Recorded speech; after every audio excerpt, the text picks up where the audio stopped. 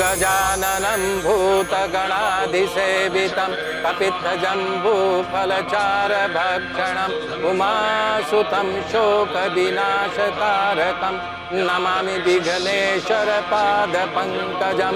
गुरुर्ब्रह्मा गुरुर्विष्णु गुरुदेवो महेश्वर गुरु साक्षात् परब्रह्म तस्मै श्री गुरुवे नमः। बोलो एकलिंगनाथ के जय।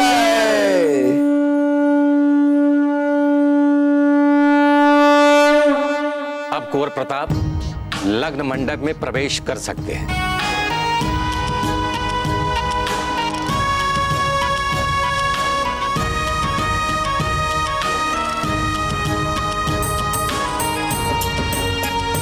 आसन ग्रहण कीजिए।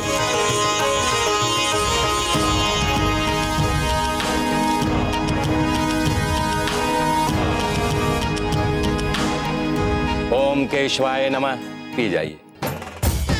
ओम नारायण नमः। ओम माधवाय नमः। ओम गोविंदाय नमः। ये हाथ धो के नीचे डाल दीजिए। ओम अपवित्रो पवित्रा वा सर्वार्थं गतेव पीवा यः स्मृत् पुण्डिकाक्षं वायाध्यान्तरं शुचि। स्वस्ति न इंद्रो विदसवा स्वस्ति न पूषा विश्ववेदा स्वस्ति न ताक्षर्यो अरिष्टनेमि स्वस्ति न बृहस्पतिर्ददात्। ओम दौ शांति अंतरिक्ष गुम शांति शांतिरापः शांतिरोषधय शांति वनस्पतयः शांति विश्वदेवा शांति ब्रह्मा शांति सर्वगुम शांति शांतिरेव सामा शांतिरेधि। ये लीजिए अग्नि प्रज्वलित कीजिए। इदम अग्निमे नमः स्वाहा। आहुति उठाइए। ओम ह्रीम सूर्याय नमः स्वाहा। ओम फिर उठाइए। ह्रीम चंद्रमसे नमः स्वाहा। ह्रीम मंगलाय नमः स्वाहा।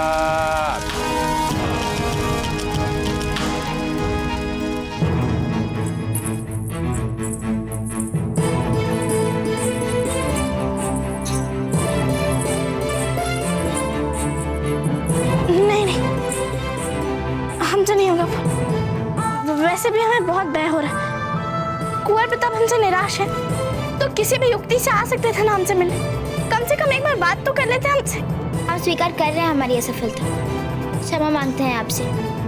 हमने तो चेष्टा की थी किंतु कुंवर प्रताप ने दिया ही नहीं हमें कोई संकेत। अब तो पक्का हो गया हमारा निष्कर्ष। नहीं अजब, आप इतना आगे आके अपने पाँव पीछे नहीं कर सकती। चलिए मंडप में चलिए। अब वर द्वारा की जाने वाली पूजा संपन्न हुई। अब कन्या को बुलवाइए। मैं आ गई हैं पंडित जी।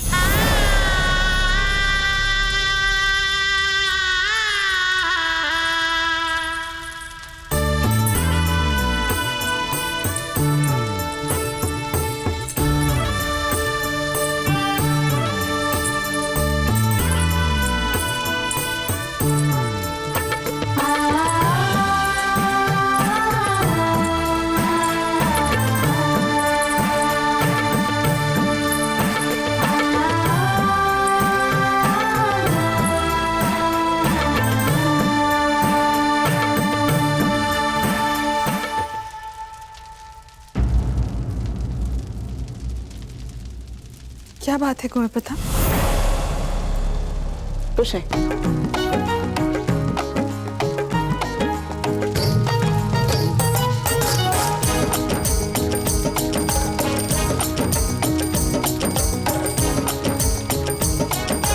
कुंवर प्रताप, वधू को मंडप में बैठने से पहले इतनी आसानी से नहीं देख सकते आप उन्हें।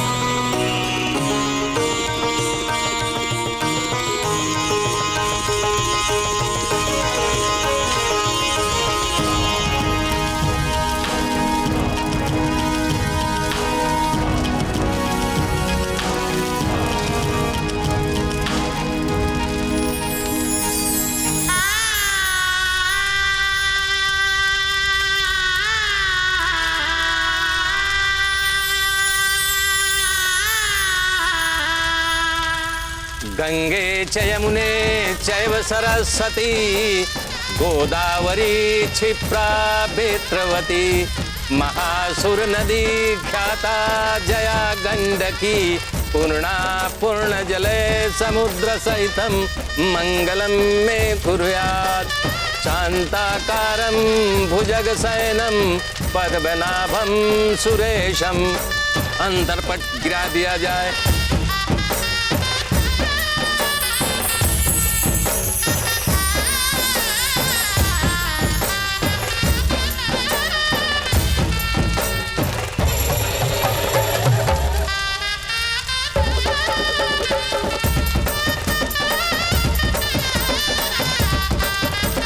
अब कन्या को वर के दाहिनी तरफ बैठाया जाए।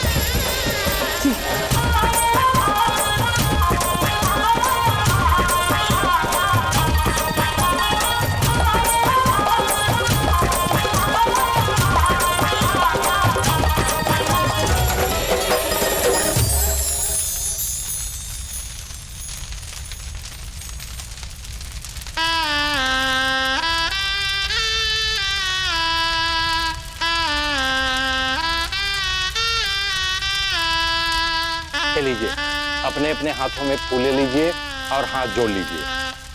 ओम मन महागणाधिपतये नमः।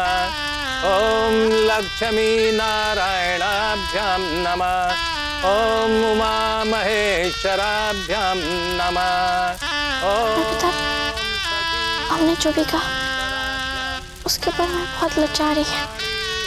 हमें नहीं पता था कि हमारी बोल आपको इतना दुखी कर देगी।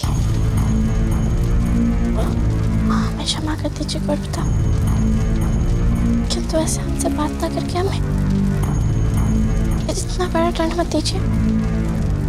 यदि आप इस विवाह से इनकार करना चाहते तो आप अभी भी कर सकते हैं। देर नहीं हुई है, हमें दुख नहीं होगा, विश्वास कीजिए हमारा। किंतु कुंवर प्रताप ऐसे मत करिए, कुछ तो बोलिए कुंवर प्रताप।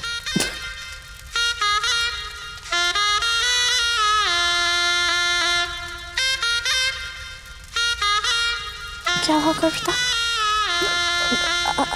आप हंस क्यों रहे हैं?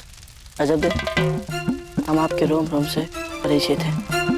ये तो भला हुआ नहीं देगा कि हम एक दूसरे से विवाह कर रहे हैं।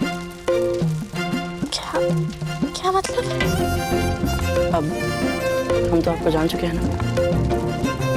आपकी प्रवृत्ति है कि हर बात को आवश्यकता से अधिक सोचना और सोचते जाना, और उसे बार बार विश्लेषित करके उसके बारे में बार बार सोचना, कभी ऐसे तो कभी वैसे। हमें पूरा विश्वास है अजत कि आपने कल वाली बात के लिए भी यही किया होगा, और अनुमान लगा भी लिया होगा कि हम आपसे अप्रसन्न हैं।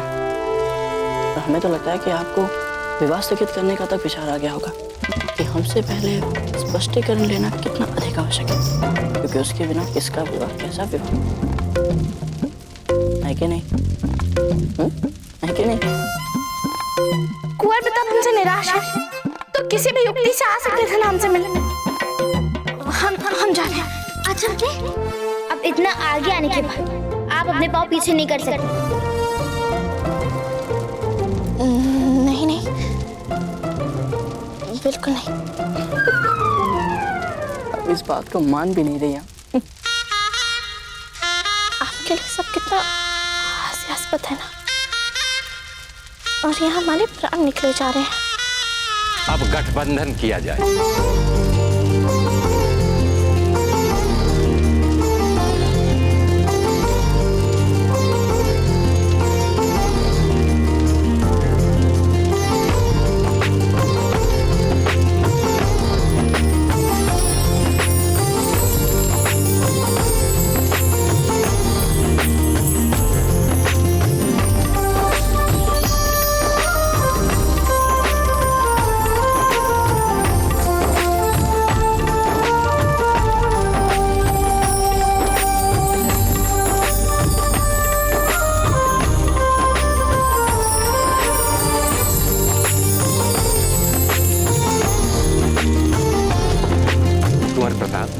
ये सिंदूर दान कीजिए।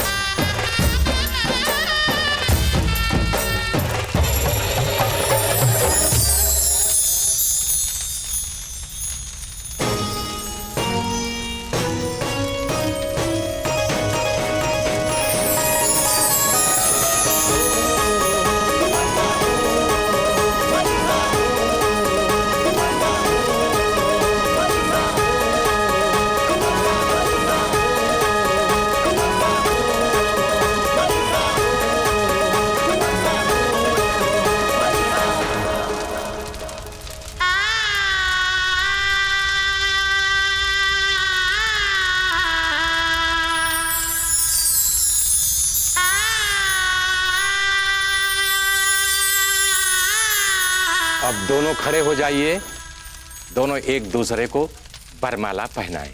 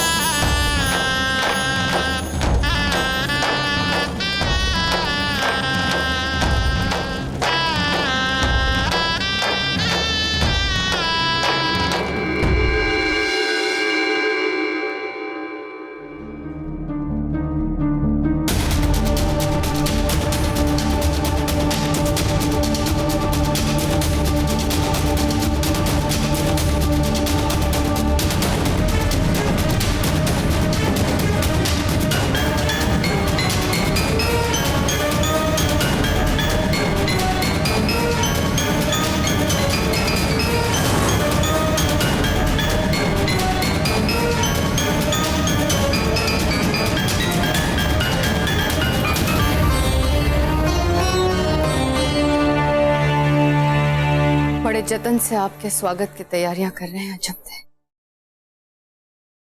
बड़े जतन से। अब फेरे लीजिए।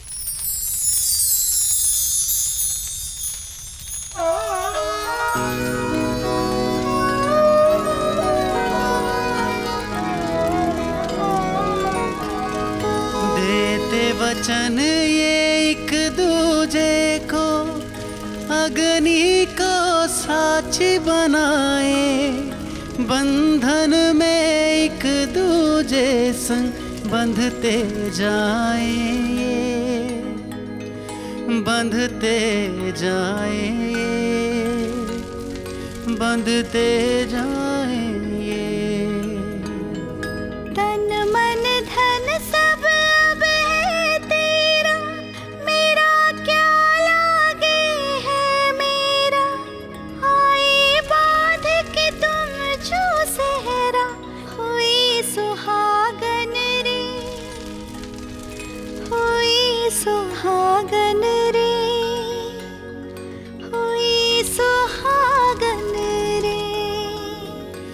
बंधते जाएंगे।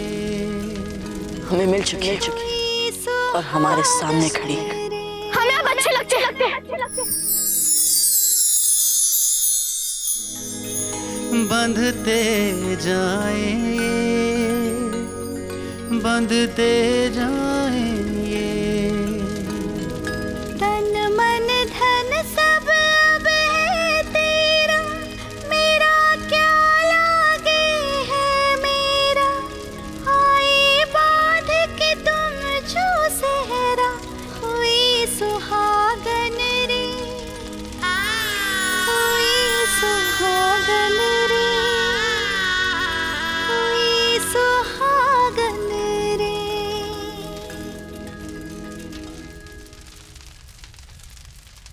अब कन्या आगे चलेगी और वर पीछे।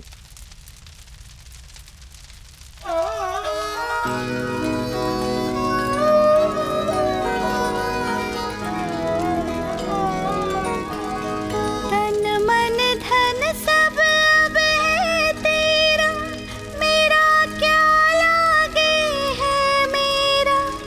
आए बांध के तुम जो सहरा, हुई सुहागन रे, हुई सुहागन रे, हुई सुहागन रे। देते वचन ये एक दूजे को, अग्नि को साक्षी बनाए। बंधन में एक दूजे संग बंधते जाएंगे। हुई सुहागन रे, बंधते जाएंगे। हुई सुहागन रे। अब फेरे पूर्ण हो गए।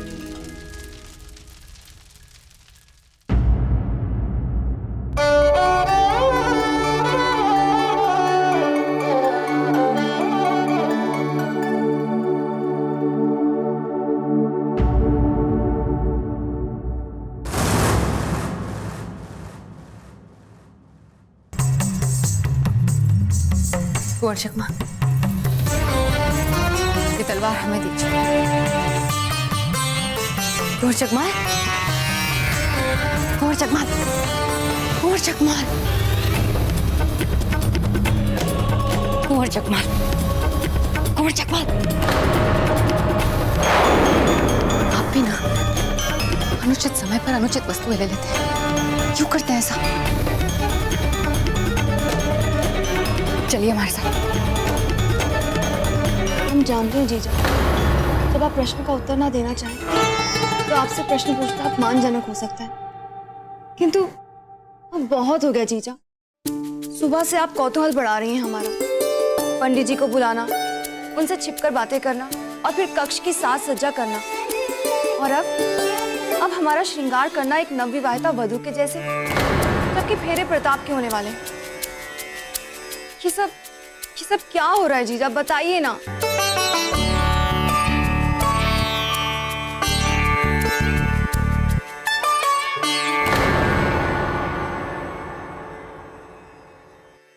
वीर भाई जी, आज रात आपको अपने पत्नी होने का अधिकार मिलेगा। ये कक्ष हमने आपके और राणा जी के लिए तैयार किया है।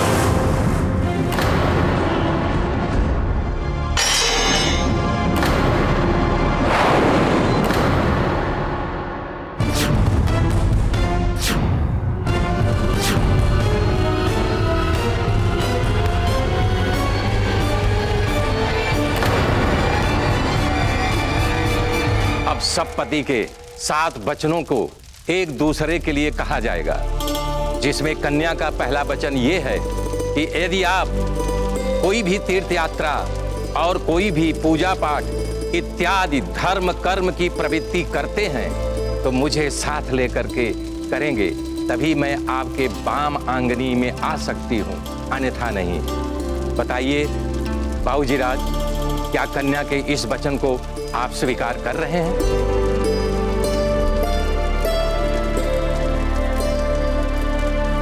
बाबूजी राज, क्या आप कन्या के इस वचन को स्वीकार करते हैं?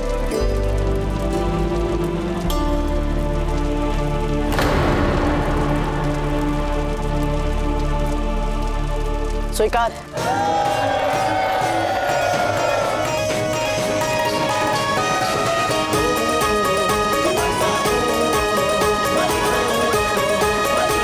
दूसरा वचन कन्या कह रही है, आप बावड़ी, कुआं, तालाब, देव मंदिर आदि कुछ भी धर्म कार्य करेंगे तो मुझे साथ लेकर के करेंगे, तब मैं आपकी बामांगनी कहलाऊंगी। बाबूजी राज, कन्या का दूसरा वचन आपको स्वीकार है? स्वीकार। तीसरा वचन कन्या कह रही है कि यदि आप पितृयज्ञ और देव यज्ञ यानी देवताओं के लिए यज्ञ और पितरियों के लिए कागबली और अपने भाई बंधुओं के लिए जो कुछ यज्ञ करेंगे मुझे साथ लेके करेंगे, तब मैं आपकी बामांगनी कहलाऊंगी। बाबूजी राज, कन्या का ये वचन आपको स्वीकार है? स्वीकार। कन्या का चौथा वचन ये है, कन्या कह रही है कि घर में अन्न और धन का जो संचय होगा उसका खर्च हमारी अनुमति से आप करेंगे। क्या कन्या का ये वचन आपको स्वीकार है? स्वीकार। पांचवा वचन में कन्या कहती है, विदेश या परदेश से व्यापार से जो कुछ धन कमा करके आप लाएंगे उसे आप मुझे सुपुर्द करेंगे। क्या कन्या का ये वचन आपको स्वीकार है? स्वीकार। छठा वचन में कन्या कहती है, हमारे शील की रक्षा करना, धन और अलंकार, वस्त्र आदि आभूषण से आपको हमें सुसज्जित करना पड़ेगा। क्या कन्या का ये वचन आपको स्वीकार है? हमें स्वीकार। कन्या सातवें वचन में कह रही है, सुंदर से सुंदर कन्या या औरत का आप उपभोग नहीं करेंगे, आपका प्यार और प्रीत केवल मुझसे ही होगा। क्या कन्या के इस वचन को आप स्वीकार कर रहे हैं? स्वीकार।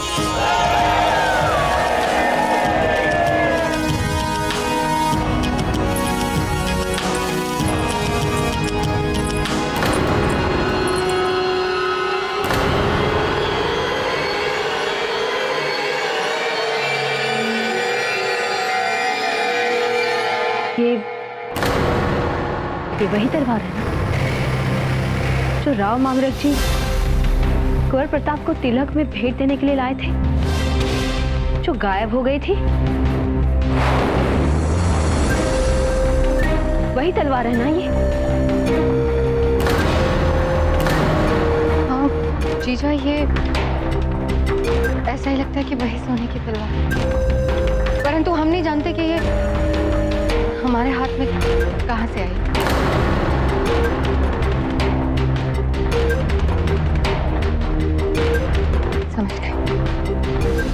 समझ गए हम। ऐसा लगता है कि तुरंत हमें नदी में कूद के मर जाना चाहिए। बात क्या है धीरबाई जी? क्या बताएं आपको चीज़, हमारे सारे दुखों का आरंभ इनसे होता है। यही सोने की तलवार, हम सबने कितना ढूंढा इसे, आप ही बताइए, परंतु न जाने कुंवर जगमाल ने इसे कहां से लाके हमारे हाथ में रख दी।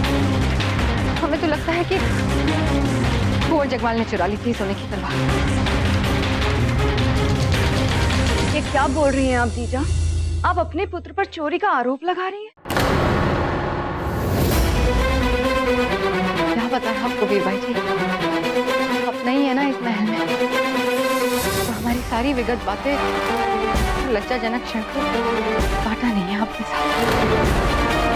बहुत प्रयास किए सीधे रास्ते पर लाने के, लेकिन यह है कि मानते नहीं है हमारी बात। अब देखिए ना, पिता राजा है और ये चोर।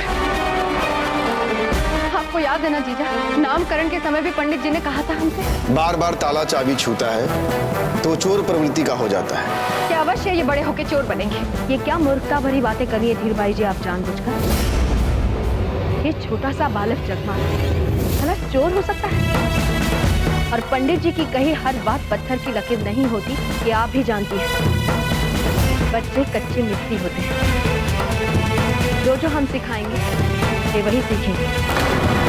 अच्छी शिक्षा दो तो हर बुरी प्रवृत्ति का निदान हो सकता है।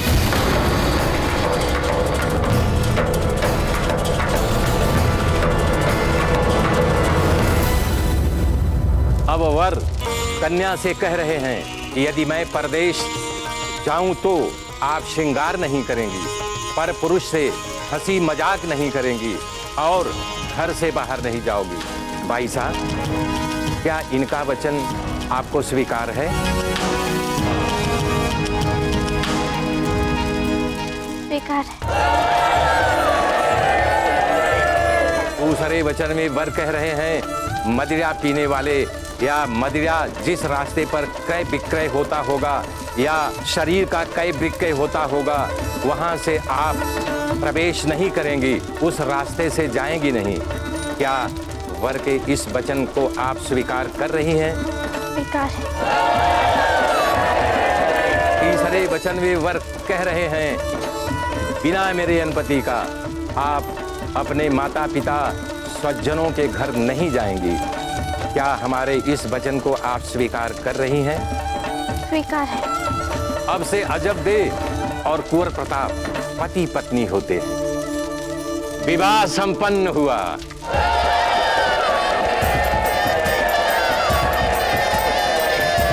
कुंवर प्रताप की जय, कुंवर प्रताप की जय, कुंवर प्रताप की जय, कुंवर प्रताप की जय।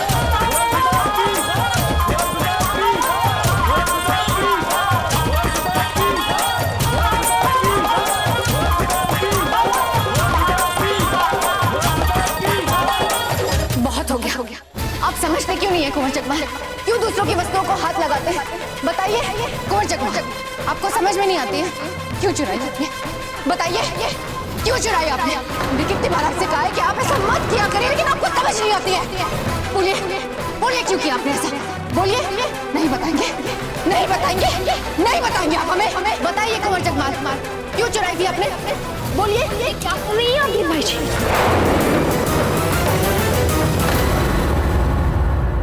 हमारे पास और कोई विकल्प भी तो नहीं रह गया है जीजा। अब आप ही संभालिए इन्हें। और इसे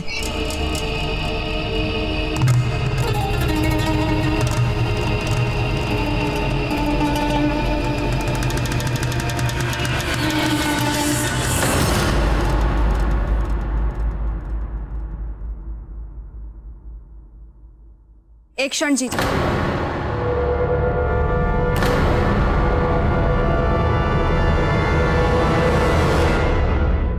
आपने ये पुरुषों वाली पोशाक क्यों पहन रखी? हाँ, हमारा तो ध्यान ही नहीं गया।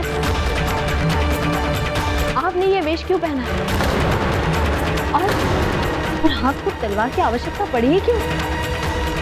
तो फिर कुंवर जगमाल ने आपको दी सोने वाली तलवार?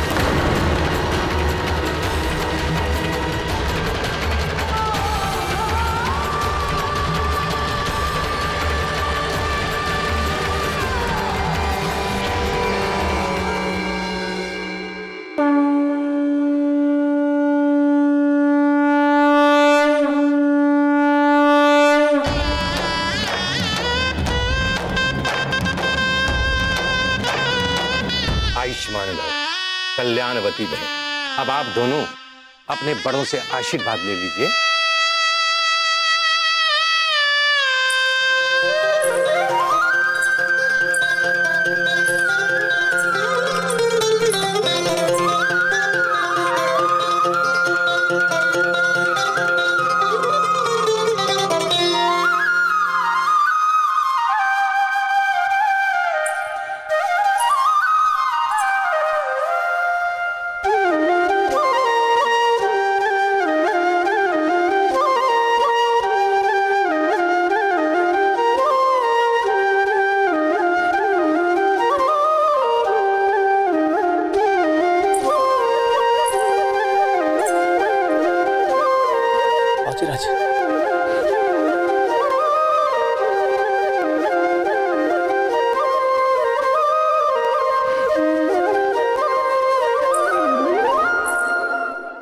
तो फूल का और भाई साहब, आप क्या चाहते हैं हम आपसे भी आशीर्वाद लें?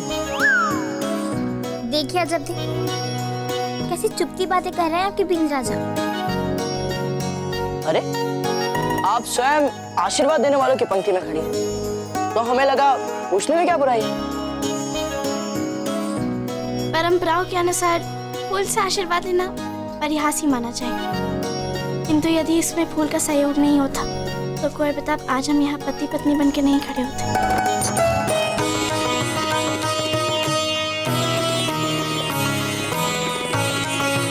आपकी इस बात से हम भी सहमत हैं सब। ठीक है कुंवर प्रताप, आप इतनी जल्दी भी अपनी बिगने की हाँ में हाँ मिलाना आरम्भ मत कीजिए। आप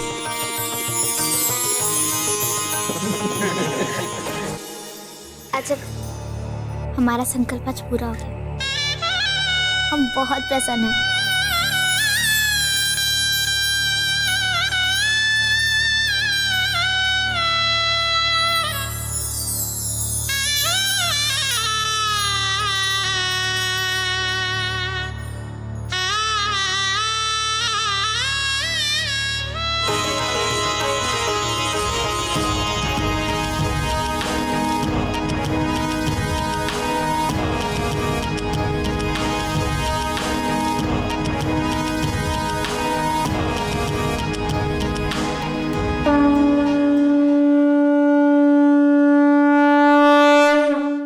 ये पोशाक, हाँ हाँ बताइए, क्यों पोशाक पहनी है आपने ये? थोड़ा सा रूप सज्जा में ध्यान दे तो आपको तो कोई पहचान ही नहीं पाएगा इसमें। लोग अपना वेश तब बदलते हैं धीरबाई जी, जब वे कोई ऐसा कार्य करने जा रहे हो जिसके परिणाम से वो अपना असली चेहरा छुपाना चाहते हो, बचाना चाहते हो। आप अवश्य ही ऐसा काम करने जा रही हैं, तभी तो कुंवर जगमाल पर भी दोष लगाकर आप इन्हें पीटने से नहीं जीतती। क्या है ना जीजा, आपकी भी बुद्धि पलक झपकते ही पूरी कल्पनाएं गढ़ने लगती हैं। अब आप ही बताइए, क्या पुरुषों का वेश केवल गुप्तचारी और षड्यंत्रों के लिए धारा जाता है और किसी चीज के लिए नहीं? क्यों? आप भूल गए, आज कुंवर प्रताप का विवाह है और हम ये पुरुषों वाला वेश इसलिए धारण किए हैं ताकि हम मनोरंजन में भाग ले सकें। कैसा मनोरंजन धीरबाई जी? जीजा, आप भूल गए परंपरा के अनुसार हम नाटक करते हैं। सारी माएं, सारी स्त्रियां घर की रात भर जागती हैं, कुछ ना कुछ करती रहती है ना, सोएंगी तो नहीं वे। गाना, नृत्य, मनोरंजन ये सब तो चलता ही रहेगा ना। तो हमने सोचा कि हम मनोरंजन में भाग लेने के लिए पुरुषों का वेश धारण करेंगे ताकि हम कुंवर प्रताप की भूमिका निभा सके। और आप लोगों के पास इसलिए आ रहे थे ताकि आपसे अजब और फूल की भूमिका के लिए कह सके। हमने सोचा कि कुंवर प्रताप की भूमिका निभानी है तो एक तलवार की आवश्यकता तो है ही। इसीलिए हमने कुंवर जगमाल से कहा था कि हम एक तलवार ला दीजिए। हमें क्या पता था वो सोने की तलवार ले आएंगे जीजा। पर हमने तो ऐसी परंपरा के बारे में कभी नहीं सुना जीजा। आप चुप रहिए वीरभाई जी।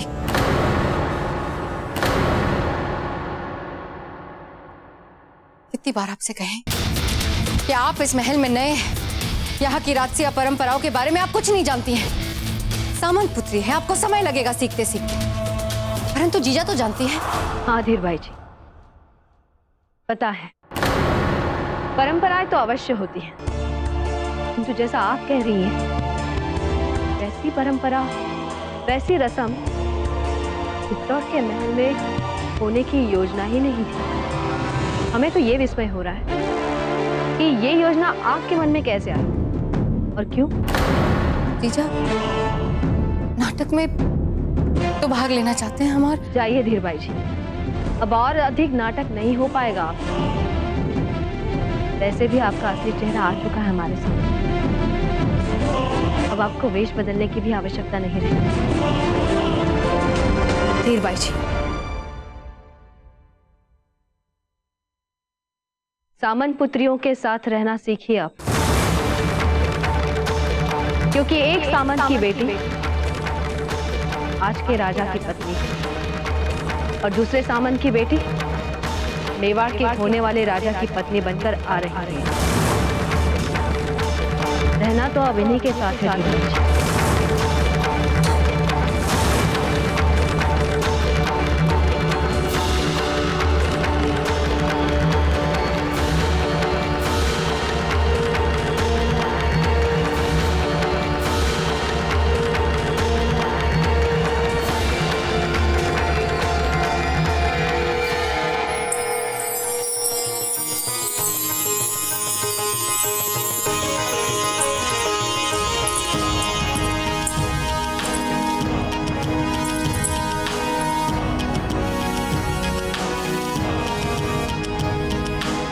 अब हम कोहबर संस्कार करेंगे। कोहबर संस्कार में नवविवाहित वर वधू को पहली बार एक साथ एक स्थान पर बैठाए जाते हैं और उन्हें कुछ समय एकांत का दिया जाता है ताकि वो अपने वैवाहिक जीवन को प्रारंभ करने से पहले एक दूसरे के साथ सहज हो सके। आज से बाईसा कुंवर प्रताप के बाईं ओर बैठेगी। एक क्षण रुकिए पंडित जी। इससे पहले कि हम बाहर जाएं, हम कुंवर प्रताप से एक प्रश्न पूछना चाहते हैं। और प्रश्न यह है कि अजब देह को इनकी बाईं ओर बैठने के लिए क्यों कहा गया है? बोलिए कुंवर प्रताप, क्या आप इसका औचित्य जानते हैं? औचित्य? हाँ, औचित्य। कितना अच्छा शब्द है ना ये दाजीराज। औचित्यों को छोड़िए कुंवर प्रताप, आप ये बताइए कि अजब देह को आपकी बाईं ओर बैठने के लिए क्यों कहा? जानते हैं हम क्यों अजब देह? आपको पता है तो बता दीजिए ना कुंवर प्रताप।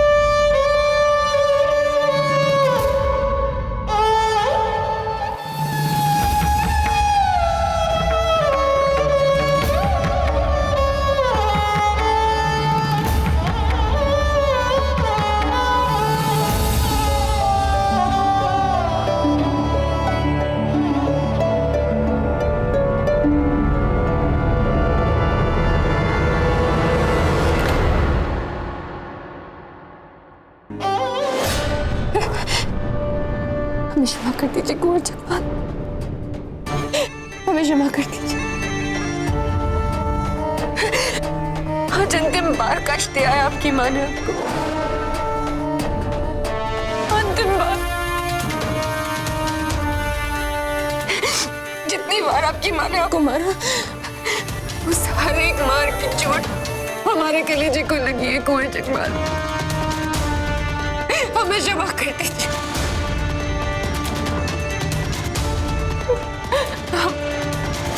हम आपको वचन देते हैं, आज के बाद ऐसा कभी नहीं होगा।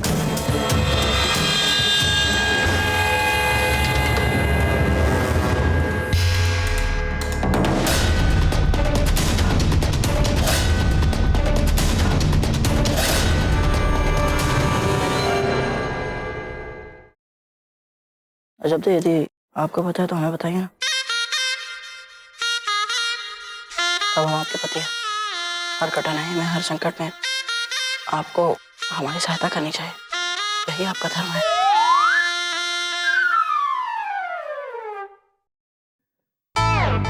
अजब देह, हम जानते हैं कि कुंवर प्रताप आपसे सहायता मांग रहे हैं, किंतु आप इनकी सहायता बिल्कुल नहीं करेंगे। इन्हें स्वयं इस प्रश्न के बारे में सोचने दीजिए और उत्तर देने दीजिए, क्योंकि अभी कुछ देर पहले इन्होंने कहा ना कि ये इसका उत्तर जानते हैं। तो बोलिए कुंवर प्रताप।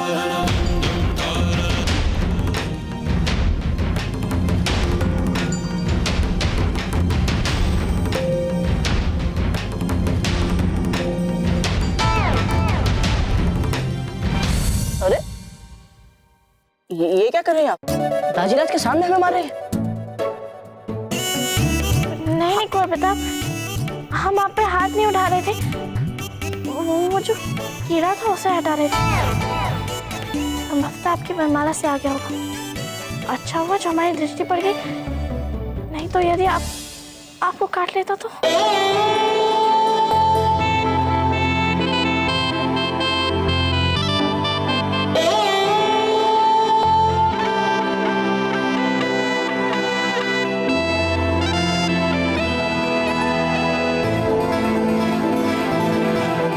समझ गए, हम समझ गए दाजीराज कि अजब देखो हमारे बाएं और बैठाने के लिए क्यों बोला गया है?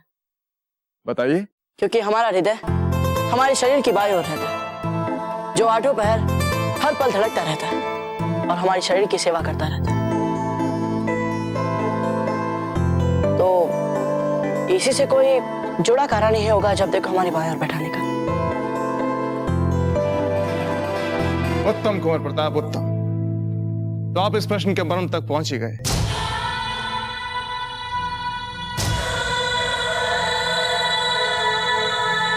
हाँ कुंवर प्रताप, अजब दे हृदय की भांति सोते जागते बिना थके निस्वार्थ भाव से आपका ध्यान रखेगी, इसीलिए वे आपकी बाईं ओर बैठेंगी।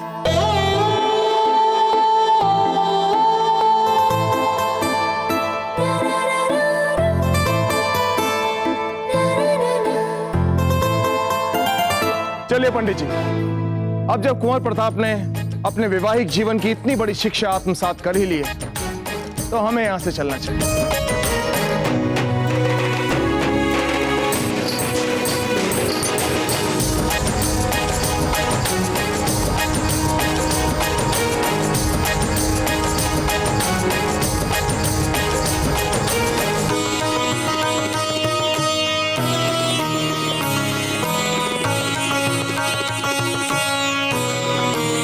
चलिए।